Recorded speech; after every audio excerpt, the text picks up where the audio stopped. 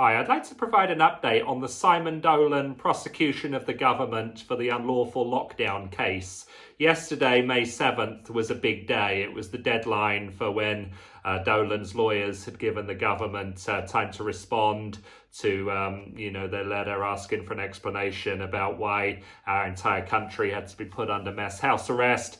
And, the government predictably punted and they said they need another week to look into this and all this kind of nonsense. This is what the government does. I mean, it was only a year ago when we had Theresa May telling us about the Brexit delay, and it's, we've only had 3 years to prepare for this. We need another week or two.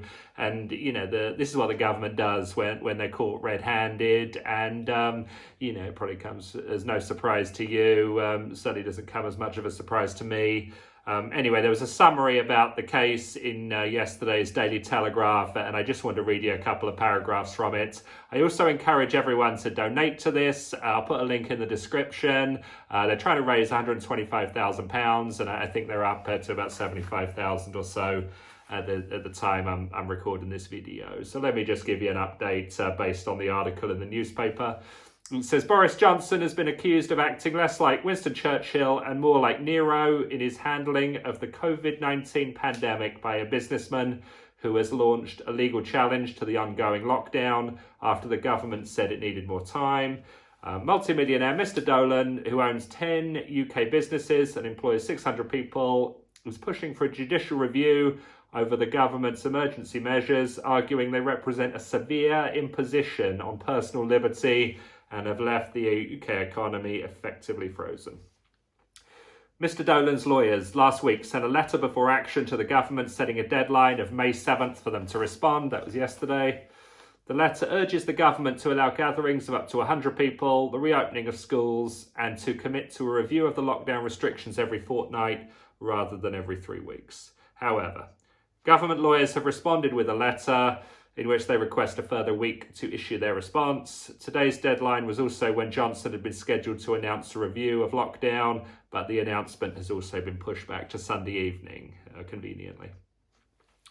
Simon Dolan said, "The government is playing for time in asking for more time to respond to our letter.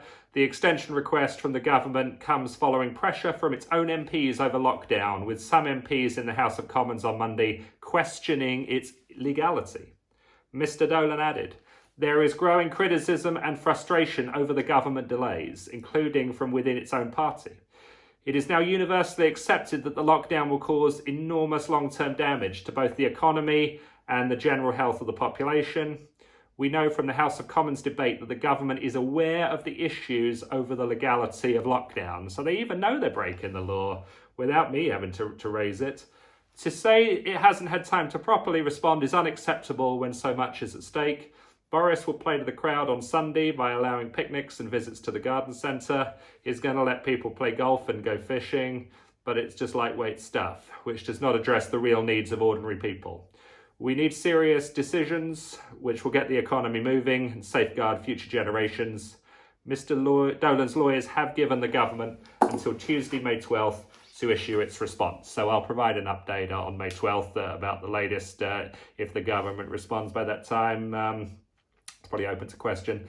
I don't know if I was the first person in the country to announce a citizen's prosecution of the government over this illegal lockdown, but, I was definitely in the top 2 or 3. However, Simon Dolan has stepped up in a big way. He's putting his money where his mouth is. And again, I encourage everyone to donate to his crowdfunding page. If anyone questions the illegality of the lockdown, I just want to end now with, a couple of points from the English Bill of Rights signed by William of Orange during the Glorious Revolution.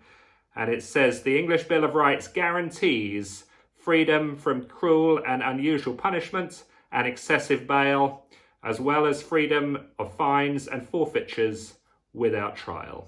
I wonder when we, the British people, will get our day in court.